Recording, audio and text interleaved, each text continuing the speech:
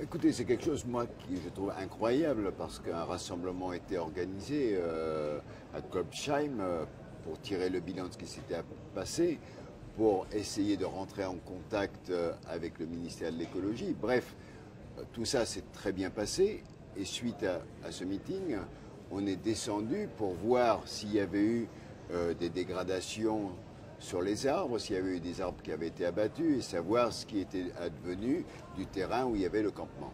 Et quand on a voulu s'avancer, brutalement, les gendarmes mobiles se sont mis en face de nous et sans sommation ont tiré des grenades lacrymogènes alors qu'on était juste contre eux, qu'ils avaient tout à fait identifié le fait qu'il y avait 2 députés européens et le maire de Kolbsheim qui était là devant, donc qui n'était pas du tout là pour faire des brutalités, bien évidemment.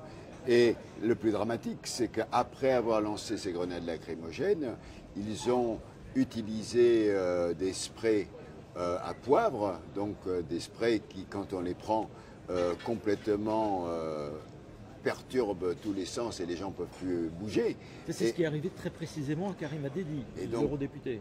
Karima Delli, qui était à côté de moi à ce moment-là, a pris un spray au poivre en pleine figure et elle est tombée immédiatement allongée, incapable de bouger, et pendant plus de 3/4 d'heure, presque 1 heure, alors après qu'on l'ait transportée à quelques mètres, elle est restée allongée avec les membres qui bougeaient, incapable d'ouvrir les yeux, incapable de parler.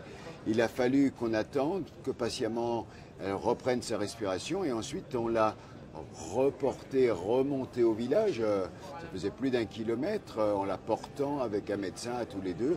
On l'a ramenée, et ensuite on l'a ramenée chez le maire de Kolbsheim où elle a pu se reposer pendant 2 heures avant qu'on la raccompagne à Strasbourg, mais quasiment au milieu de la nuit. Donc c'est quand même quelque chose de tout à fait incroyable qui s'est passé. Et ce matin, alors que je viens de lui parler, elle ne sait pas encore si elle va pouvoir venir au Parlement européen dans la journée, tellement elle a été traumatisée par ce qui lui est arrivé hier, alors qu'elle ne s'y attendait pas et qu'il n'y avait aucune raison. Comment vous expliquez cette violence policière sur des élus? C'est une manière d'intimider les gens?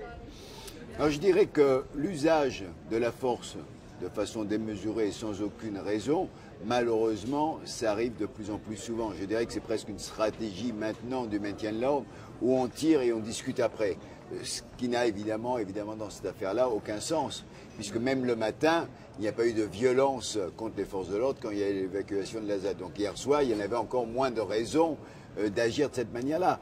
Donc je dirais que, est-ce que c'est le commandement sur place qui décide de ce genre de choses? Est-ce que c'est au niveau du préfet que les consignes sont données? Est-ce que c'est au niveau du ministre? J'en sais rien à l'heure qu'il est. Mais moi, je pense que le préfet, aujourd'hui, M. Marx, ici en Alsace, a une responsabilité très importante.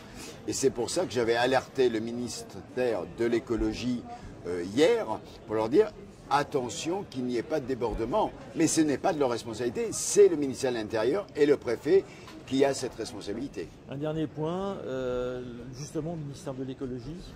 Vous avez eu des informations ce matin? Rendez-vous est pris? Alors, le ministère de l'écologie, donc, qui est chargé du dossier au fond, a décidé de rencontrer les anti-GCO demain ou après-demain, c'est pas encore fixé. Ça a été confirmé par Madame Vonner, députée de La République En Marche Alsace. Et donc, effectivement, ce rendez-vous va avoir lieu.